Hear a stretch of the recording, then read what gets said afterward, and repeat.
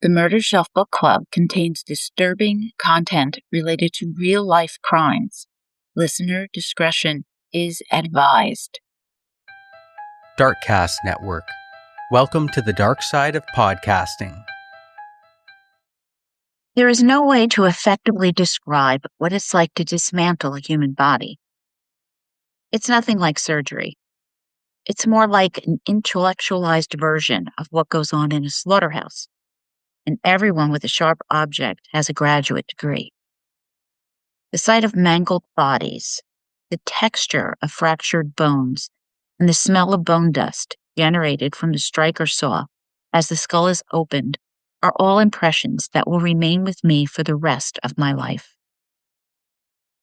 From The Blood Beneath My Feet, The Journey of a Southern Death Investigator by Joseph Scott Morgan.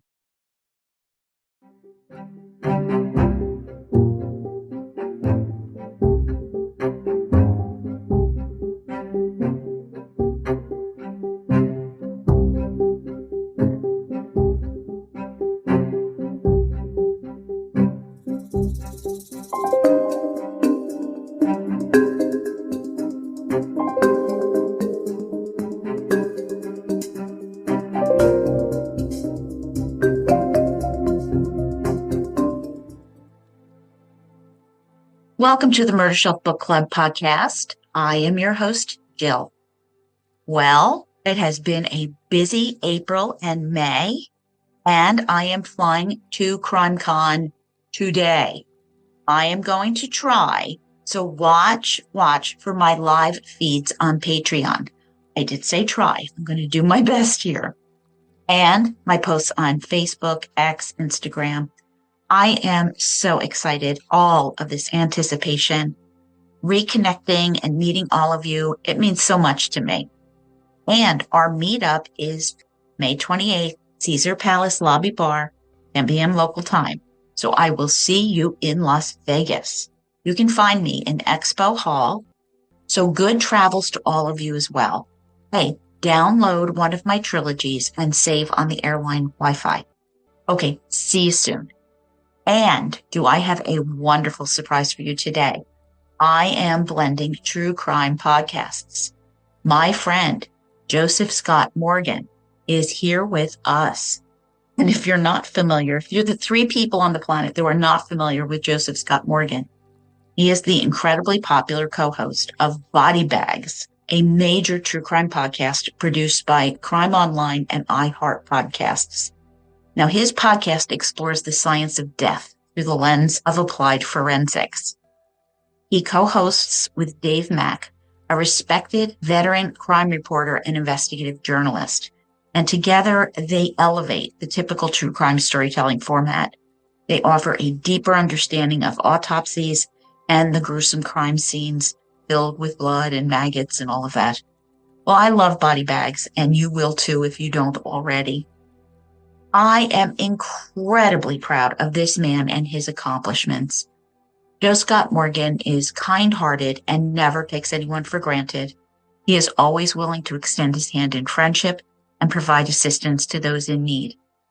With a Master's of Forensic Science degree from National University, he began his career as a death investigator, first in New Orleans and later moved on to Atlanta, Georgia, where he helped establish national training guidelines for medico-legal death investigators.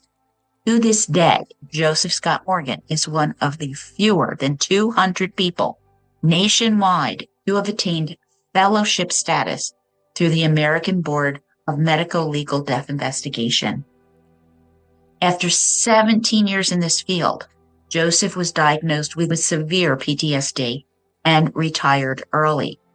He has since transitioned to academia and is currently a distinguished scholar of applied forensics at Jacksonville State University, where he serves as an associate professor. Popular guy, too. Joseph frequently appears on cable news networks like Headline News and CNN, sharing his expertise with Nancy Grace as well. In 2013, he published his memoir, Little Bit You Heard at the Opening, Blood Beneath My Feet, The Journey of a Southern Death Investigator, which earned him the title of Georgia Author of the Year.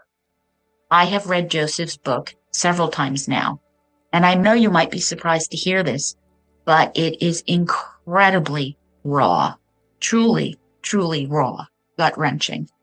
He shares haunting stories from his cases while reflecting on his dark childhood in Louisiana. Joseph reveals stark truths that prompt readers to think carefully about what they might say to a death investigator or a retired death investigator like Joseph. For instance, asking, "What is your worst case?" is never a good idea, as revisiting that dark day or days is not something one takes lightly. And I feel very protective of my friend, who I have the greatest respect and admiration for, and I adore his wife, Kim. So let me welcome Joseph Scott Morgan to the Murder Shelf Book Club podcast. Hey, yeah, good to be here. Very Glad good to to be have here. you here. Yeah. Oh, it's my pleasure. Absolutely. Yeah. You are the star. Oh, okay. Go anywhere you want. Okay.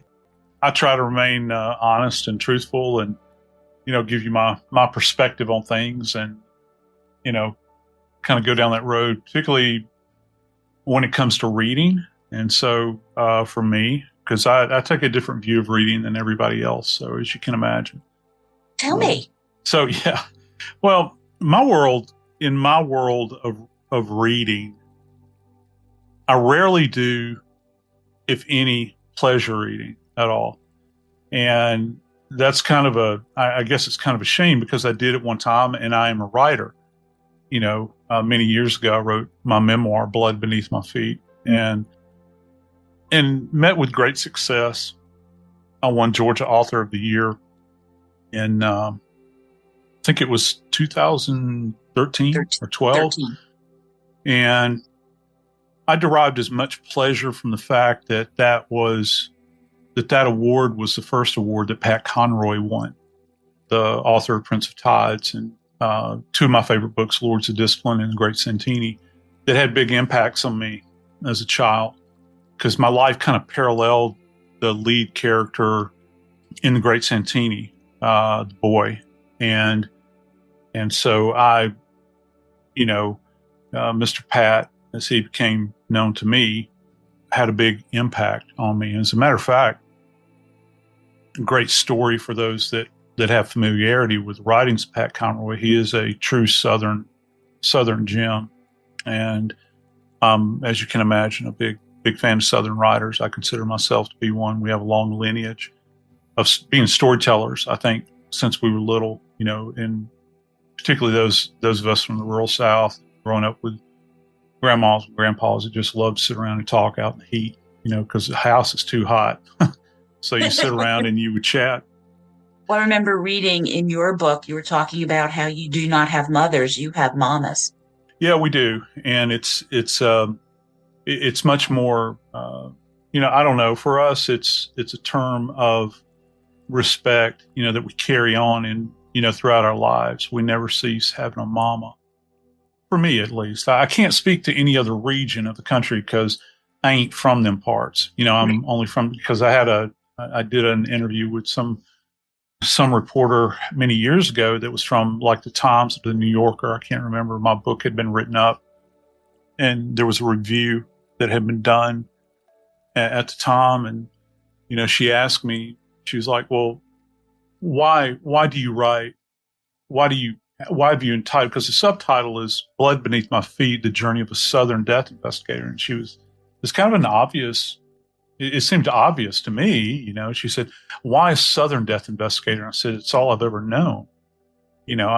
And we have, for good or for bad, we have our own worldview of things, and I list more toward the good.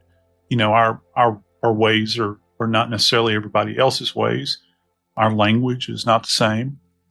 And, it's variable, all over the country, the way we communicate with one another, because I'll go to Boston and I've got dear friends up in Boston and I love to hear Bostonians speak. I really do. But in the same vein, they'll ask me, say something, because they want me to hear. They want to hear what I have to say or the way I say it, the way I convey things. And even a subculture within the South, which I proudly consider myself part of is New Orleans. And New Orleans has a language all of its own. And no, it's not Cajun French. It's something called Yat, Y-A-T.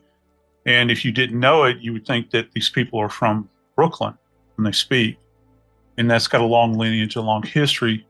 Some of it goes back to yellow fever epidemics, where it is alleged that the diocese in New York sent missionaries to New Orleans. A lot of parents had died, and the children that were left behind took on this kind of accent. And I'll give you an example. If you say, we're going to go somewhere, or we're going to go that way through those garbage cans, someone in New Orleans will say, we got to go through the garbage cans. And that's the way. And then they might say, we got to go through the garbage cans, y'all. Or, ain't that the way to the garbage cans? And that's Yat. And so you'll hear them speak like that. And, I have friends that have I have members of my family have a very thick Yat accent. They'll go skiing and things like that. And people, when they hear their voices on slopes or at the beach or something, they say, what part of New York or what borough are you from? Not from no borough. We're from what they call the parish, which is out in the far eastern side of New Orleans, which is really rife with the Yat accent. So it's our voice, and it's not all the same. You go to Texas, they have a southern accent, but it's not as hard as say, someone over on the coast in Georgia, kind of speaks like this, or in South Carolina and coastal areas. And you get back into Appalachia, and it's more nasally, that sort of thing. So I'm not a citizen of the world. I'm a citizen of the South, because I've lived in Georgia and Alabama and Louisiana and occupied, and I've kind of taken that on. But the one commonality, I think, is our storytelling, and it was. I'm not a trained writer at all, and when I wrote Blood Beneath My Feet all those years ago, I wasn't writing a book. I'd had a therapist that told me at the time, because of what I was dealing with as a medical legal death investigator, that I should write everything down. And they use the term journaling, which I hate. I hated it in school. If you had a teacher that says, we're going to journal, I said, oh, God, what a tedious thing. And it turned out that this kind of journaling thing with the book that I wound up writing was a salvation point for me. And I wound up, one reviewer, used the old, they used to say, there was an adage talking about how writers, bleed on the page, or, bleed on the keyboard. And when her name's Candace Dyer, she wrote a review of Blood Beneath My Feet. She said that I had taken the Grim Reaper scythe and cut my own throat and bled on the keyboard. Oof. And that's really what I'd done, because I had to get all of this out of me, the horror, that I'd beheld rather, so very long. And so for me, therein lie my salvation, I think. You still fight ghosts, and I don't necessarily believe in ghosts, but, you have those memories, those things, and they, in death investigation, they never really fade. They just kind of reinvent themselves, and I'll still have, I'll flash back to things, sometimes it's good, because I haven't touched a scalpel in years, because I'm a path assistant in addition to being a death investigator, and participated in thousands of autopsies. And for the first time this past year, in, I guess, it's 20, in probably 20 years, I picked up a scalpel for the first time. And we have a cadaver lab now at Jack State, where I'm a professor, and I started doing dissections and for my students, because I was able to acquire cadavers for our forensics program. And Jill, it was really bizarre. It's not necessarily like riding a bike. My tactile abilities are not what they used to be, because it's a real fine motor skill. My hands are arthritic now, and I don't have the same upper body strength that I used to, because you can't ask students that have never touched a dead body to help you manipulate the body. So I found myself wrestling dead bodies again. But once I got into the groove of it, it's amazing how some of that knowledge came flooding back into my brain, and I was able to pour that out to students. And it was in real time, which was kind of odd. I was able to talk with students, when it came just to, say, for instance, when we were dissecting the head and the face, and I could talk about the trauma to the head and the face because those are primary points of attack, and how does it impact the brain, literally. And, yes.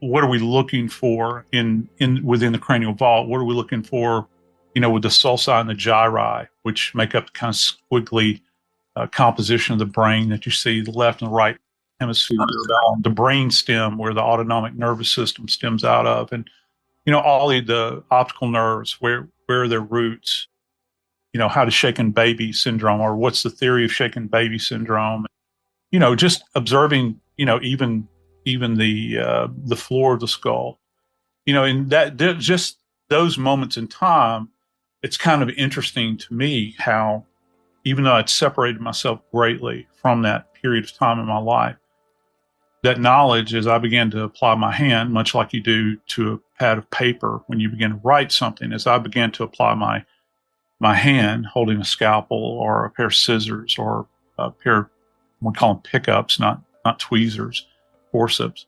or even a hemostat, holding us, it made all of that come washing back over me. And I think that that's one of the keys to good writing. I'm not even though I do use it, I think that there's a lot to be said for yellow legal pad when you write. Even Faulkner, who had access to typewriters and those sorts of things. Somebody I admire, Shelby Foote, for instance, from the Civil War documentary, who's a very prolific writer that wrote multiple volumes about the Civil War and several novellas. He talked about the utility of using the hand and transferring that knowledge onto a piece of paper. And that's really the beauty of it. Yeah. And that goes to telling the story of the dead. And so we, as death investigators, as I've gotten older and I'm teaching kids, and now I've taught kids for 20 years, I tell kids, students, if you will, that they are no longer, you are a forensic scientist. You're a technician in the field. That's what you're being educated to do and trained to do. But here's something that'll mark you if you keep it in mind, me speaking to the students. You are a historian. You're in league with Josephus. You're in league with all of those great ancient writers that told details, not just of great heroic figures, but of their everyday common man. Because those people that lived during even antiquity, their lives were lost forever and ever in the world of death investigation. You're there to mark that someone even existed, because it's not just homicides. That in my field that we work all manners of death. Homicide, suicide, accidental, natural, undetermined. The fact that you have the privilege of being the scribe for death is such a great honor, because things that you record about the everyday life and the death of these individuals is something that maybe it goes down into a digital record, unlike the library at Alexandria, might still last. And you will have marked that person in time, something that no one will ever hear of. Everybody's going to hear of our heroes, those people that are heroic, right? Right. Coming up on Memorial Day. Well, like my seventh cousin is Audie Murphy, right? And he's a hero, right? Yeah. But I'm not. I'm connected to him genetically in a small way. Wait, maybe I'm his fifth or sixth cousin. I can't remember. My grandmother and his mother were second cousins, so do the math. I don't know. Anyway, I had a purpose in my life. My grandmother had a purpose in her life. and you have a purpose in your death. It's not necessarily our goal or our responsibility as death investigators to document their life. We document the wake of the life, that thing, that remnant that has been left behind. And that's why I took on this mantle when I began to instruct students, because academia gets very dry and rote. Even though, many people we do CrimeCon and people hear about stuff that we do in forensics, it does get rote after a while. And I had to figure out some other way that I could keep my teaching vital. And it really struck me when I looked back over the list of the dead, that I documented their lives. And I began to think and see myself in a different way. I think part of that came through the process of healing, because I had to find value in what I was doing, that I spent my life doing this. I've paid a price for having done it. What did I leave behind? And those documents, even though they're technical in nature, I left something behind, talking about the individual's last moments, how their house was arranged, where their clothing was there anything in the cupboard? Was there anything in the refrigerator? Was the house clean? Was it neat? Was it well kept? Was it unkept? Did they live in squalor? Was there signs of violence there? Were there family photos? Or was the house just an empty shell? Was the bed clean? Was it unmade? Did they live on dirty sheets? Were they nourished? Were they malnourished? Were they overfed? What kind of shape of body? Was there medication there? Because even the medication tells a story of their life. I'm listening to what you're saying, and it makes me think that we are going through this interesting era where true crime has become its own genre. Mm-hmm. They're true crime books, but it's this label that everything has. And you cannot tell me that sociologists, historians are going to look back and try to figure out why our society is so obsessed mm-hmm. with court cases, serial killers, the forensics. And that's where 50 years from now, somebody's reading your documentation. Yeah. It's going to happen. Yeah, it will. And I think when the anthropologists go back, or the sociologists, the historians go back and they do their analysis of this period of time, that's what they're going to come down to. But, there's nothing new, Jill, under the sun. I submit to you that the true crime stories that we're telling right now,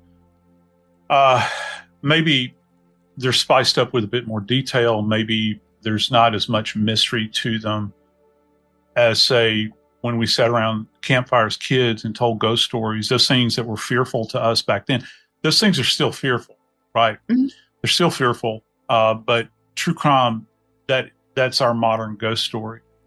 There are people that talk about the paranormal and those sorts of things now, and they attempt to scare you with things that go bump in the night. Reality is that in true crime, we've borne witness to those things that do, in fact, go bump in the night. Yes. Those monsters that are real and not just merely envisioned, or maybe you caught a quick glimpse out of your eye and you interpreted it as being something else.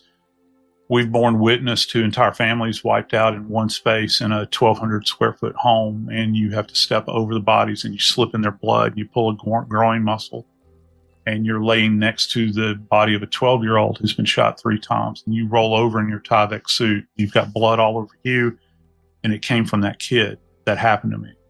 And so if you think you got a horror story, I bet I can trump it.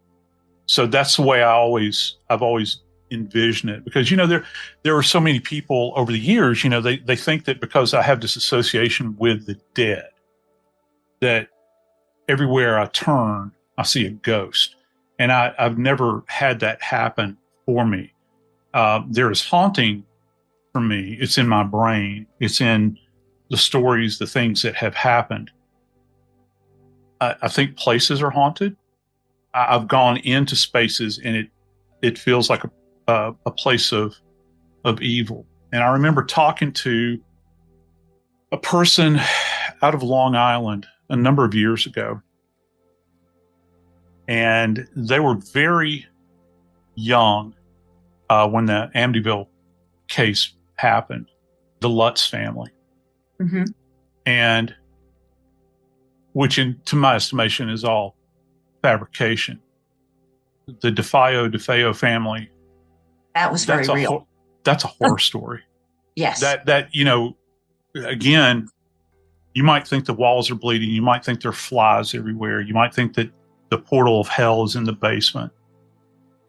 I got news for you. How much money did they make off of that? How many iterations of that movie were created? And yeah, it's fun to be scared. I mean, I sat down, Kimmy and I, my wife, we sat down and watched The Conjuring, many years ago. And again, it's that same family that goes out and roots out, flames that they see. And it was terrifying. That movie was really terrifying to me, when I saw it. Oh, yeah. But do I sit back and say that that's reality? No, working with serial killers, that's horror, because you go out and you're on repeat, when you see these things being portrayed one after the other. Even with The Silence of the Lambs, it's highly fictionalized, but there's a grain of truth in it to a certain degree, that Thomas, what's his name? Can't remember the guy's name. Harris. Harris? Yeah, Thomas Harris caught in that. I actually prefer The Red Dragon over Silence of the Lambs, just from an entertainment standpoint. But, when you read that, there are bits of truth in it. Mm-hmm. I'm not a big subscriber or fan of profiling. It's not very scientific. It's speculative. I mean, I'll listen, and there are certain commonalities, but it's not something I'm necessarily going to hang my hat on. Biggest example for me was the DC Sniper. Some of the earlier things that came out with that. And there have been other cases, when it's very broad. It's great entertainment. It certainly is. Because I have so many kids, that come to me in the forensics program and they say, hey, I want to be in forensics. I want to be a profiler. That's another department. You're not here. This is somewhere else. You don't. That's not. Got some apples and oranges. It's all fruit. It's all in the basket. But that's not what we do. And it's just like there's this gulf of difference. People think that forensic psychology and criminal profiling are the same thing, and they're not. Forensic psychologists are individuals that go out and evaluate subjects, and they're unknown. And they're trying to they work on a therapeutic model. If anybody's ever been seen by therapists, they work on a therapeutic model. And their goal, even with the Jeffrey Dahmers, is trying to get information out of them from a therapeutic perspective. Now, you might have a profiler that comes in and starts to talk about patterns, but their end game is not to see if this person can get better necessarily. Oh, no. Their end game is to try to create a profile. They want to improve the data to find those patterns, sharpen, get them better into focus and be able to apply that to the next case that comes along. Because John Douglas says to understand the artist, you have to look at the art. Well, it's also very artsy when you're doing profiling. You are dealing with science. Yeah, Boom. That's why I love numbers. I love the numbers of forensic science. And so people conflate the two practices many times, and they shouldn't do that, because it's not who we are. I see a lot of people going around purporting to be forensic criminologists now. I have no idea what in the hell that means. And I see that I've came across a person that said that they were a forensic meteorologist.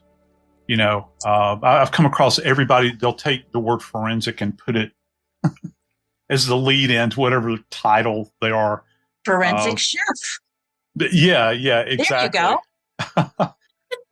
Yeah, there's even a group. I teach. There's a segment in my intro forensics class on handwriting and what we call question documents, which is not as much hard science as it is. There is art involved in that as well, but they're certainly not the same people that if you go to the French Court, if anybody's ever been to the French Court and you've walked around Jackson Square, there's people set up with tables with crystals on them and tarot cards and all this stuff. Well, they've got people there that do handwriting analysis that can tell you about yourself by virtue of a handwriting sample. That in no way should be conflated with forensic question document examination. No. So, yeah, you've got a lot of you've got a lot of charlatans that are out there and people that claim to be something within forensics. And it's really hard. It's a hard thing. You have to be very, very careful, who you kind of align yourself with. There's a lot of snake oil, I think, to a great degree.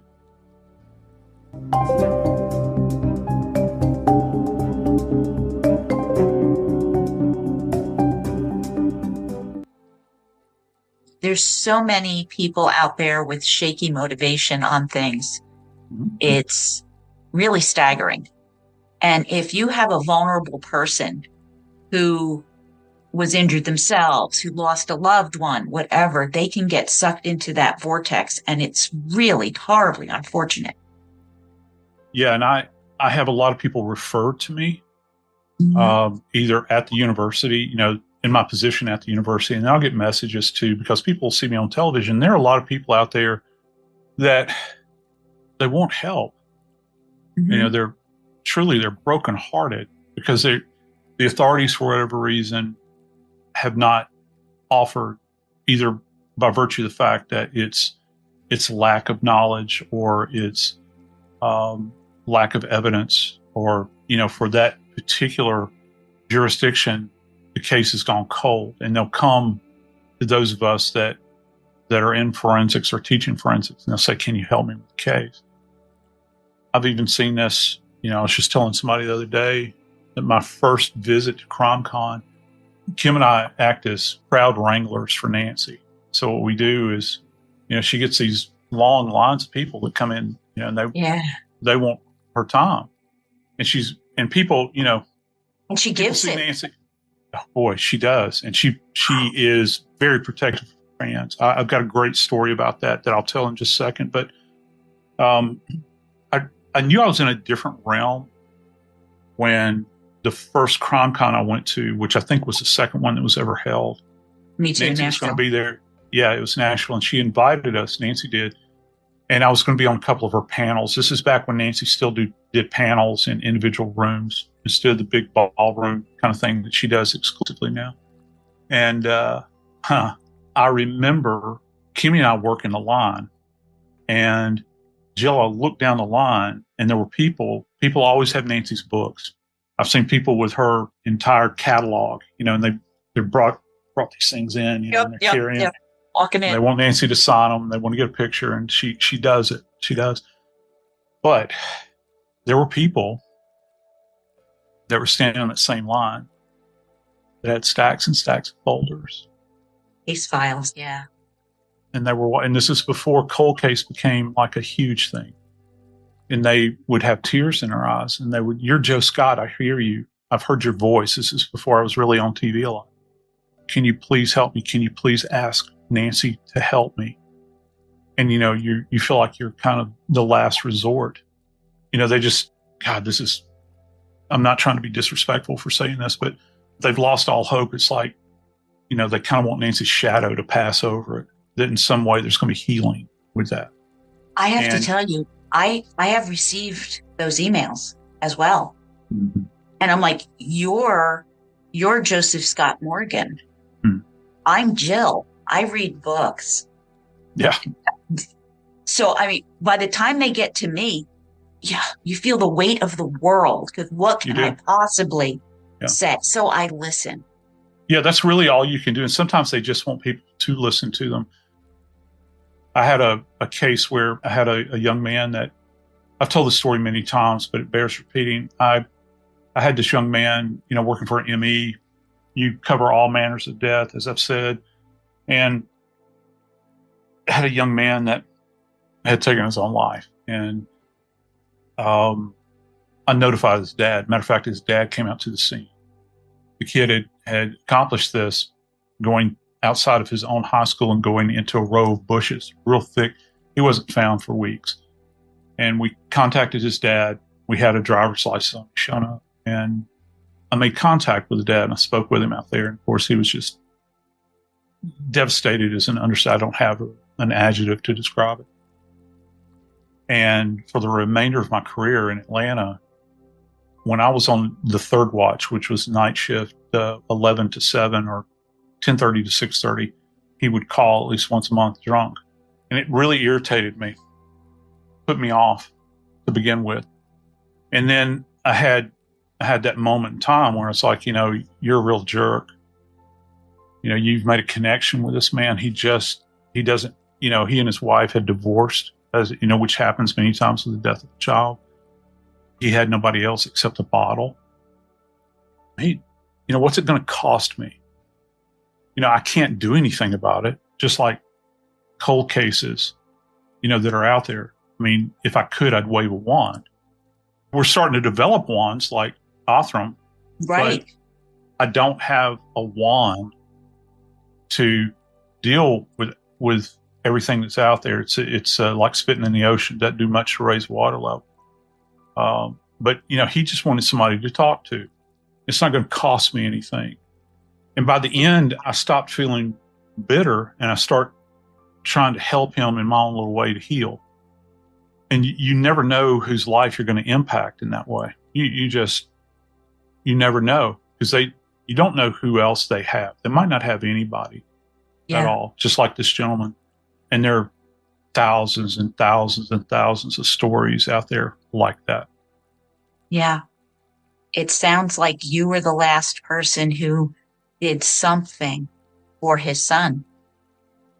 It was as intimate a moment as you could have with a stranger. And I mean that in the most respectful way. When I say that, people take that word intimacy and pervert it. But it was in the truest sense, in the classic sense, an intimate moment. Because you're talking about a little boy. He held in his arms, changed his diaper, saw him off at his first day of school. Yeah. That's what you're talking about. And that's what you're looking at. And you have to remain respectful of that.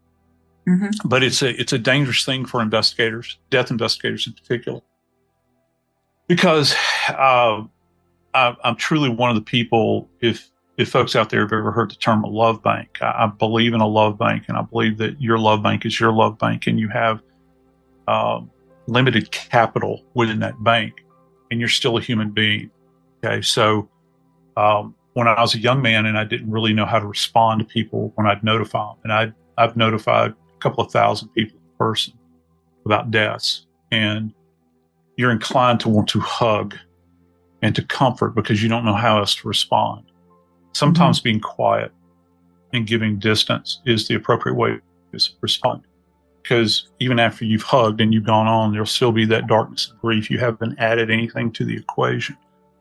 And I knew also early on, I learned that my bank, I was making steady withdrawals without replacing anything in it. And at the end of the day, my love bank should be contained for my family, for my wife and my kids and my grandkids. That's who it should be. That's who that capital goes to. And I think that that's one of the problems when you see mental health crises and with people, particularly in the medical legal field. I'm not talking about cops. I'm talking about people, which is a very small collection of us, because we see so much from so many different angles. That's one of the reasons there's a real disconnect. That's why many of us are very, very odd and weird people, because our world is viewed through a real cracked lens, if you will. It's a lens that's hard to focus through, I think, for a lot of other people. And for me, I had to set boundaries on myself. It's kind of like chocolate cake. I love chocolate cake, but one slice will do. You know what I mean? Oh yeah. If I tried to eat all of it, I'd be deathly ill. And maybe bad analogy, but you still wind up in the same place sick. You're either going to be sick at your stomach or you're going to be soul sick. I think probably being soul sick is even worse than sick to your stomach. It's something that you don't overcome and recover from because it can be, to continue that analogy, it can become malignant. It goes into every facet of your life. And that's something that I've tried to recapture ever since I got out of the field and teach now. I see myself as a cautionary tale for my students, that come in and they sat around with Mama and Peepaw and on Saturday nights or whatever night of the week that Mama and Peepaw's favorite true crime show or fictionalized true crime show comes on, and they have it in their mind when they show up at university. That's what I want to do. I want to do crime scene investigation. I want to do forensics. Well, their worldview is shaded by the Wait a media. minute. Yeah. Think about that a little bit, what that really, really means. Yeah. That's why I think you're such a successful professor and teacher. Yeah, I warn people off of it. People will come up to me and they say, Professor Morgan, I want to do exactly what you did for a living. No, you don't. I'll say, go do DNA, go do trace evidence. I'll try to get them to disconnect from human contact because it took so much away from me. And I'm shading that in my own way because I don't want to see them exposed to that. It has to be done. You can't escape that. But, there's that. You take ownership of your students. And I've got students that are practicing all over the world. I even have a couple that are doing what I did for a living. They went against my wishes, but, they've done it and been successful.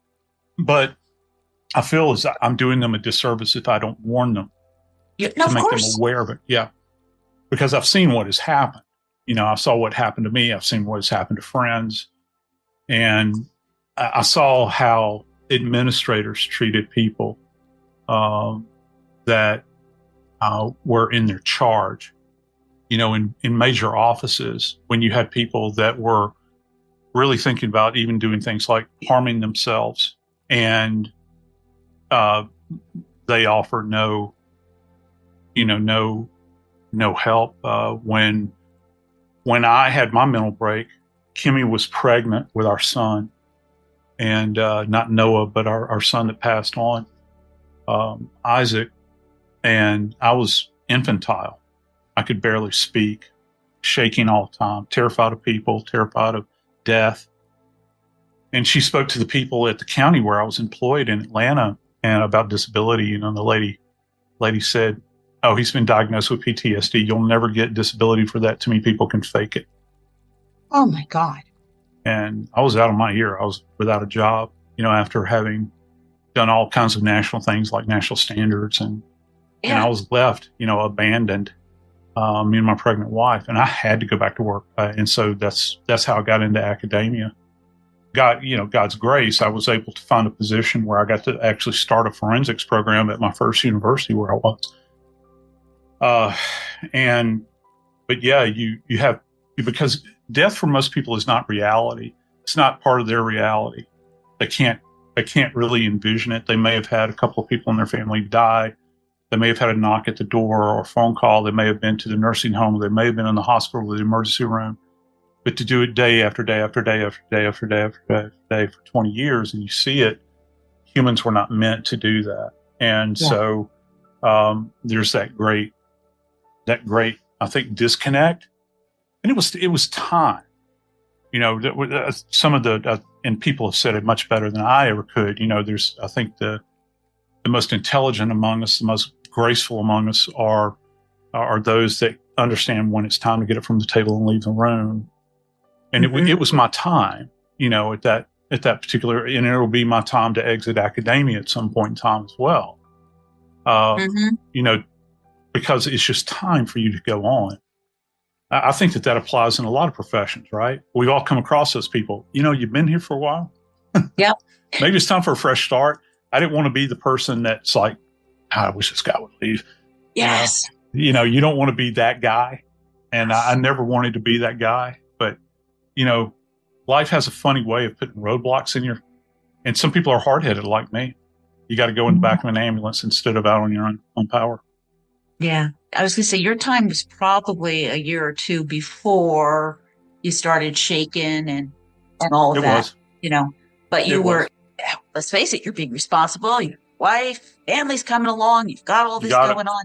You're the breadwinner. You're doing all that. And so you stay with it. And, you did build a new career. Everybody's excelled, as I can see. And here you are.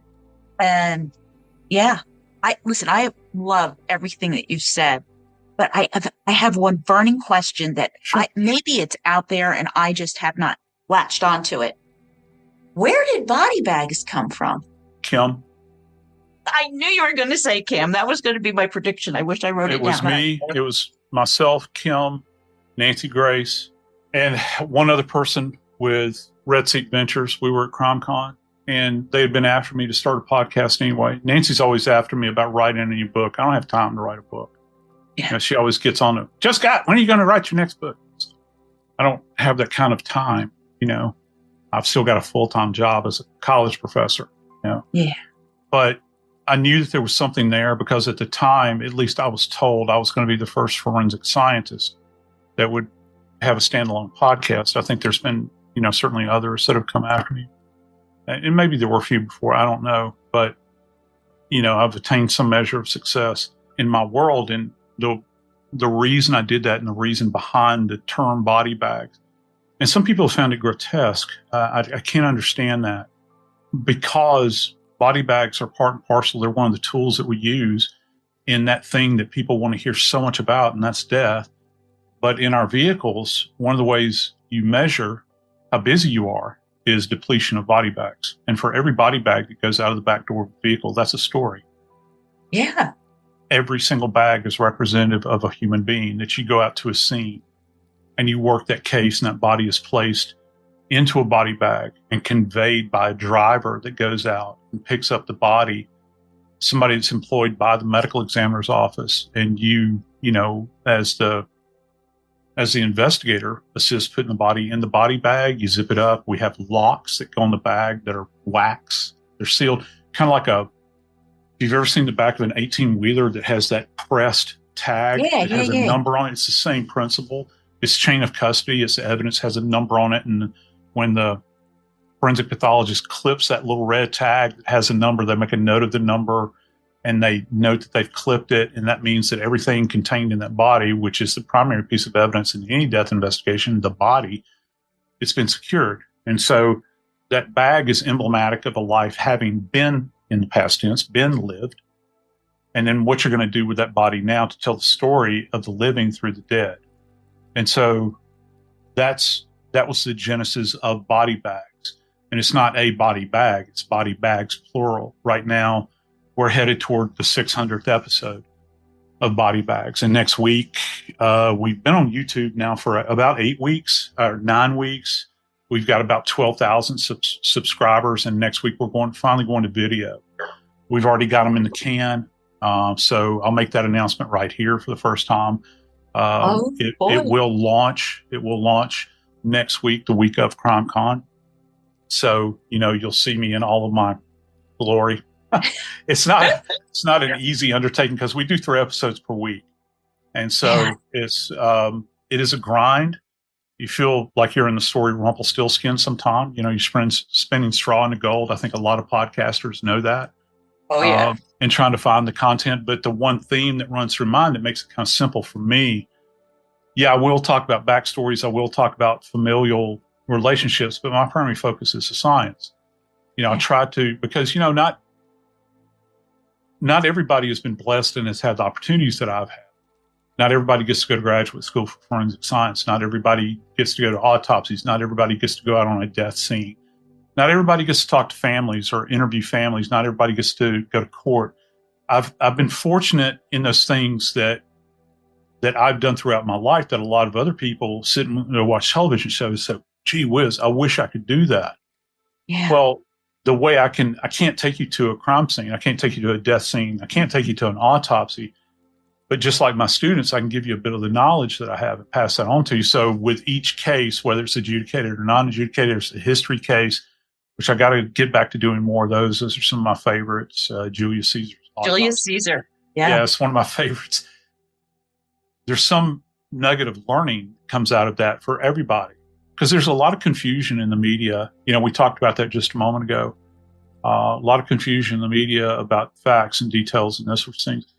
And if I can, in some little way, you know, explain things to people through the eyes of someone that has been in the field working cases, then maybe they'll come away a bit richer. You know, I've tried. There's not a lot I can really, even though I've appeared on Nancy's show and other shows multiple times about Nancy Guthrie, I don't have a body.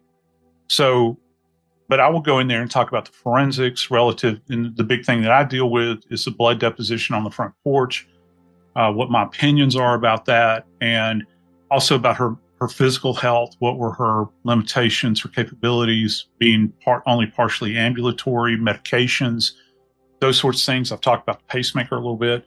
But, beyond that, looking for somebody, yeah, I followed blood trails and have found bodies, but it's not the same as being, like a professional tracker or something like that, or certainly somebody that deals with electronic forensics. Right. But, I can add some little nuance to every case. It's like I've not been following the scientist cases, the ones that, where these people are vanishing and all this stuff. And Nancy had me on her show yesterday because we've got several that unalive themselves, that are listed on there, and wanted me to talk about, because that's an area especially that I have, is self-harm, ending in a terminal event. And so I'm able to address that, and talk about that, and some of the things that we look for, the little nuances, scientific nuances that we look for in that. So, there are things that I'm interested in talking about, and I'm kind of like a Swiss Army knife. I might not be a pro at every single thing, jack of all trades, master of none. Death is kind of where my mastery, though. Yeah, no, I appreciate that. And you've mentioned it before. We have a week till CrimeCon. I can't wait. Yeah, I can't either. Part of me can't wait to get out by the pool. Yes, there is that. Yeah, this is my 4th hit today. I've got one more tonight, and I spend a lot of my time putting out fires. I'm excited to see a lot of my friends, and I mean my friends that I've developed through body bags, because there are a lot of people that are very kind and generous to me by just sitting there and watching me and Dave, prattle on and pontificate and laugh and talk about cases and, the stuff that are in the news.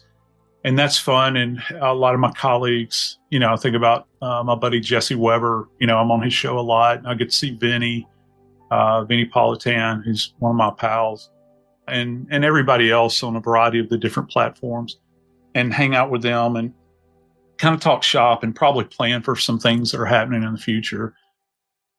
It's a good time for us all to get together and do that, and then hang out with everybody, because it's gotten now, Jill, because it's gone on so long. And I was on Gold Shields with Mac a day before yesterday, I think. And, Mac Cheryl had made mention of the fact that, by the way, swans don't swim in the sewer. Make sure that you guys check that out. Cheryl's new book. I had Cheryl on when the book went out for pre-order. Yeah. It's doing well. Yeah. I'm so proud of her. She's I'm so excited for her. We're like brother and sister. Yeah. It's so good. Yeah, it is good. It's very good. But, we were saying, CrimeCon's gone on so long now, it almost feels like a class reunion, good class reunion, because these are people that, with class reunions, many times you have to get together with these people every decade that you were merely assigned to be with by some government school somewhere. These are people you're choosing to hang out with, that you have actually common interest in, so you get excited about seeing them. Because, I have some of the same interests that fans do. There are people that I'm a fan of that, I enjoy hearing chat. I'm more intrigued now, believe it or not, by people that are chairing panels, because I like to see how they handle speakers. And, because I've listened to stories about serial killers and those sorts of things so long now over the years. I have a very specific area in science that I'm interested in. Like, I'll probably go to everything that Othram has anything to do with. As a matter of fact, David Middleman is appearing on stage with me for my talk, which I'm very excited about. I think it's 10 o'clock a.m. on Saturday morning. I'm going to head with Joe Kinder, so I don't know how many people I have in the audience, but we're really excited. I'll be there. We're really excited about an announcement that David and I are going to talk about a project that we've worked on together. But anyway, I have very specific interest in science and getting together with colleagues that cover cases. I could sit around and listen to, friends of mine that are on, various platforms talk about how they approach a case and how they work a case, or go into a hall and listen to Julie Grant moderate. See, what was her panel she's doing? She's doing a very high profile panel that she's moderating. Can't remember, too much gray hair, and how she handles that. Because that's something I'm not good at. I'm not, as you can tell, I'm running my mouth the entire time. I don't give you a chance to speak, which is a sign actually of a good interviewer. You might ask a question or two. They hear me all the time. It's so somebody that can moderate something and extract information is fascinating to me. So that's really where I lean into. And I like seeing the people. I'm such a nerd. I like seeing how everything works. I like going behind the scenes and, kind of seeing that portion of it and just hanging out. That's big fun to me. So, and we've been at this for a long time. I don't know, have we hit a decade? I don't know if we've hit a decade yet with CrimeCon. I've only missed one, and that was the first one, which is Indianapolis. I've been to every other one though. Austin, I had to do virtually because I had babysitting duty that weekend. Yeah. But I missed Indianapolis, and I've been to all of the rest. And see, I have a very different experience than you. You're wanting to get to the sessions to do this and do this and do this. I am on Creators Row. This is a chance for people, bless their hearts, who listen, give me time, who listen to me go on about these books and these stories and, my pontificating, and they get a chance to talk to me. So I am there 100% of the time. And now I have Michelle, Michelle, who's going to help me with that. So I might be able to get to a session. It's very exciting. But if she tells me, oh my God, 10 people came by and you weren't here. It's like, they came all the way to Las Vegas. They cared enough to see me, and I'm off listening to Joe Scott. I'll try to be brief. How's that? But you know what I mean? Know that you're there too, because the people want to see you. They have a chance to talk to you, to make those connections. I'm always a voice over an app, and here I'm in the flesh. Many times you're disembodied or you're not there in person. And there's a lot to be said for being one-on-one. Last year we had a booth and we were in a position that, I had a lot of people. It was me and Josh, Courtroom Confidential. I can't remember Josh's last name now. But anyway, we blocked the aisle. I had people that were lined up to see me. And, some of the other creators were, they were like, this. And I wasn't there a lot of time because I was going. But this year, we intend on being there in winter spot. So it's, we're going to be across from where Nancy's booth is, which she is. They don't rate her as a creator. They rate her as a content. There's another name for it. So it's like her booth and Othram's booth, these gigantic booths. So myself and Mac we're all part of Red Seat. So we'll be directly across from her. So we'll be, kind of concentrated. We could not be further apart. Yeah. So you're in like the one corner and I am diagonally on the absolute other side of Creators Row. And I was like, damn, last year I could like sneak over a little bit. There was a little lull and, give Kimmy a hug and then run back over to what he's doing and talk to Vinny or, and I don't think that's happening this year. It's a big place. Last time Vegas was big, but I prefer Vegas over other venues because I don't feel like I'm trapped. If I want to sneak out and have a meal somewhere, I know the venues, wherever I go, is going to have food. There's competitive pricing. I'm not trapped in one location. I don't have to pay to get my car in and out of. And, I'm like a bass. I'm attracted to shiny objects. There's a lot of shiny objects out there, and you can kind of look around. I can go over and watch the fountains go up and down. I can stand there all day and just watch that, I'm that simple-minded. So there's things you can do there. That's the beauty. Some people hate Vegas. I understand. I'm from New Orleans. A lot of people hate the French Quarter. But I understand the value of it, being able to step out of the door and go play, go have fun. And I think that's what makes it interesting. I felt like the last Vegas Vegas CrimeCon was all of them have been a great success in their own way. I enjoyed the Las Vegas CrimeCon because of that reason. And I'm just going to enjoy, the time that we're there and relax, a little bit when I can, and, try to get some rest and some sleep. That's why it's like I'm trying to get all of my episodes laid in, before I leave. And this is a big week for us because it's premiere week. And, two things couldn't happen, at horrible times. Everything going on these 7 days, everything happening. Yeah. And that's the way our life is. And I'm very blessed because there are a lot of people, many people that would love to be in my shoes. And I know how fortunate and blessed I am to have the opportunities that I've had. I'm very grateful to those people that make these possible, for me, that have an interest in anything that I have to say. The fans that don't have an opportunity, they're out there grinding every day to make a living, and they're choosing to spend their money to come and see us. Yes. I don't view it as I'm something on high, because times are tough. All you got to do is go to the gas pump. All you got to do is go to the grocery store, and people are choosing to go out here and hang out and maybe escape for a little while. Because at the end of the day, you can try to church it up all you want, but it to a great degree is entertainment. It helps you disconnect from the rest of the world. Now, I don't know what you're plugging into in order to disconnect. Maybe your thing is serial killers or profiling or the latest in DNA technology, but you're disconnecting from, those things that we have to do every single day. I'm very, very grateful to those individuals that want to take their time away from their family, or maybe they're intentionally trying to get away from their family. Moms come in groups and they like to take a break, right? And get out. One of the most interesting things that happened to me last year, and I'll let you go, but I want to tell you this, and I want to show you my favorite book.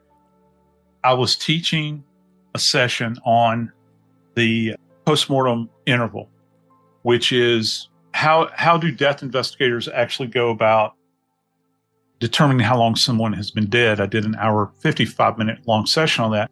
And Jill, I was standing up there on stage. It's a pretty good crowd. I probably got 1,500 folks in there, and you can't see anything, because the lights are hitting you in the face.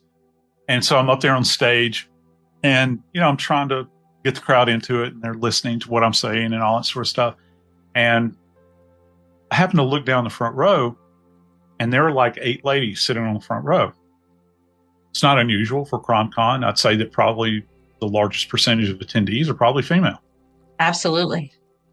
But what set them apart is that they were all sitting there, and they were all side by side crocheting. Huh. And that's what they do. They get together. This group of ladies gets together. I think they go to one another's homes and they watch true crime and they crochet while they do it. And here they were in my session on the front row, and they had their needles and they were crocheting with their yarn bag and all that stuff, just crocheting. And they were looking up at me like this.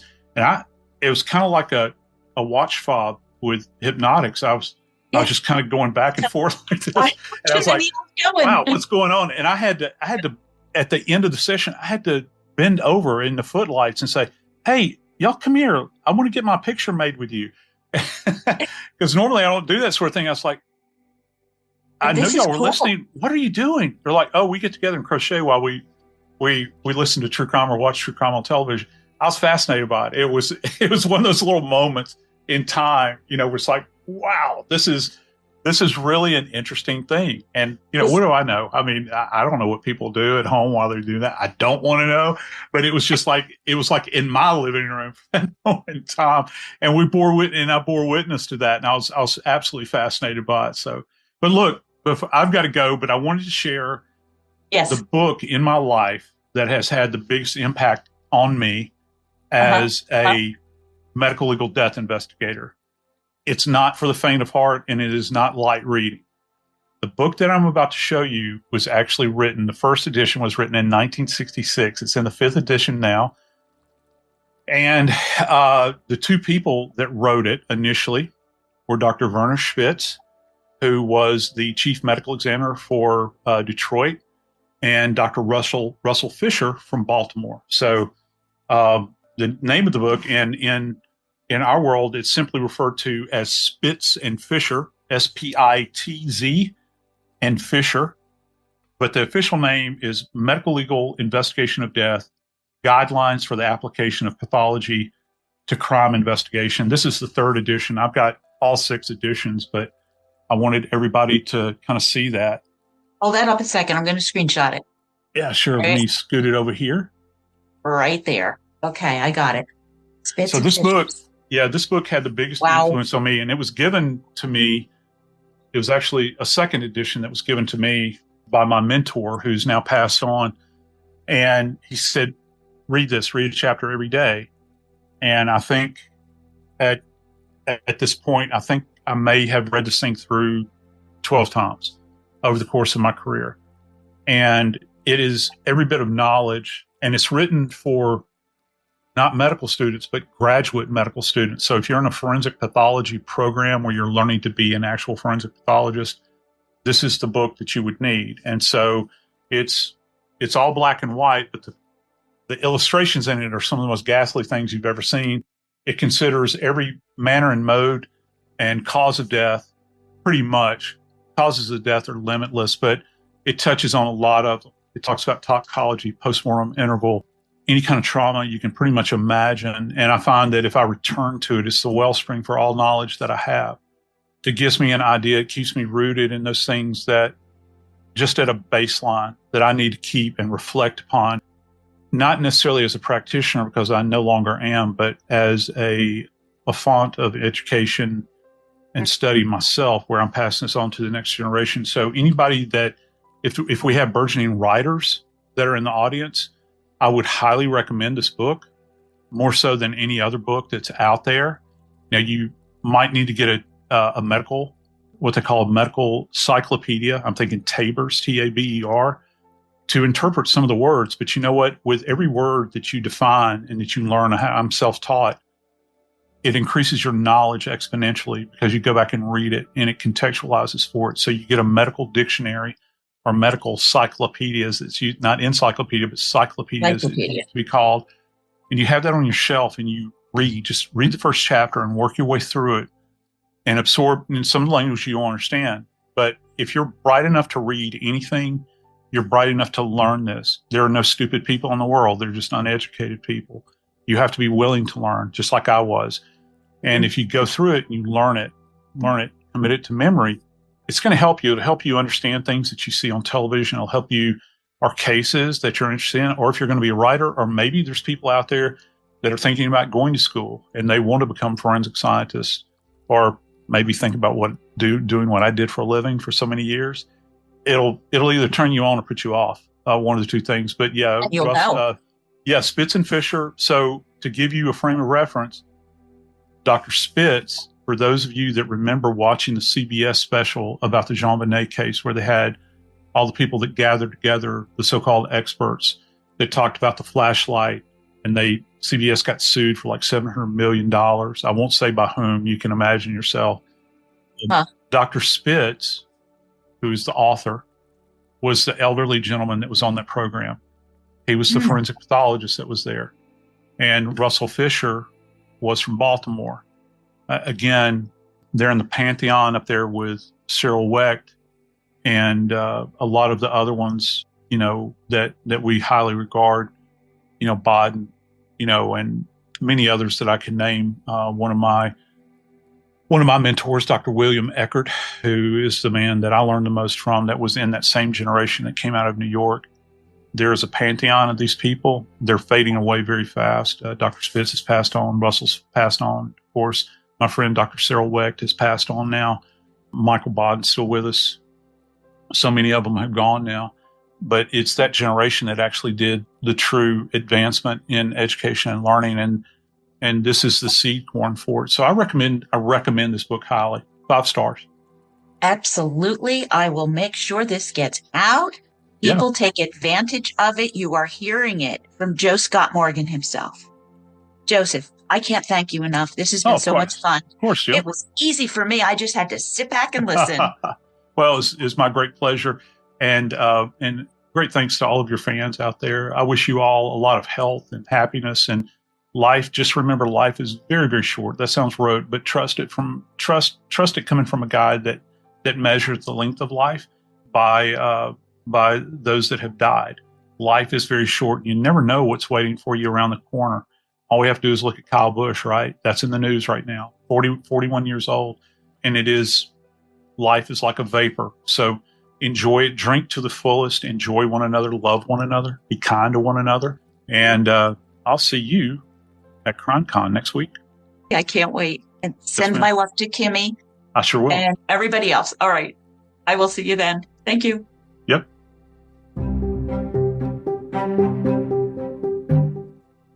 Well, there you are. I am so thankful to my buddy, Joe Scott Morgan, for being so gracious and sharing himself and his time. Listen, he said it. His book, Blood Beneath My Feet, The Journey of a Southern Death Investigator, he is correct. It is harrowing, but it is also very insightful. And you will be glad to have learned the lessons held within. And of course, you should listen to Body Bags. I greatly approve of that. And listen, we are both going to see you next week at CrimeCon Las Vegas. And this may be premature, but I have to say it. If you're buying a CrimeCon badge for 2027, try my code murdershelf and save yourself 10%. Why not, right? This is going to be amazing. Don't forget, we have my meetup on Thursday in the lobby bar, 10 p.m. And I really can't wait to see you. Make sure you have your cameras. I want to take lots of pictures. I will see you on Creators Row.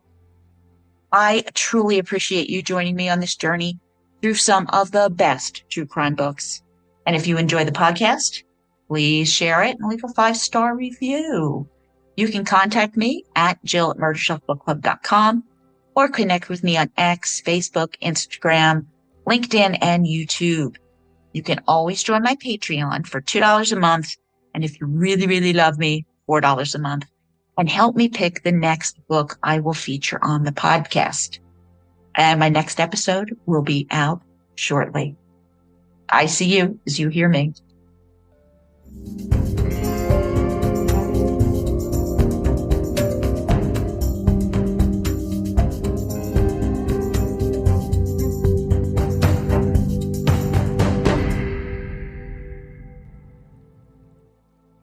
Good, Jilly. How you doing? Written and produced by Jill, all rights reserved.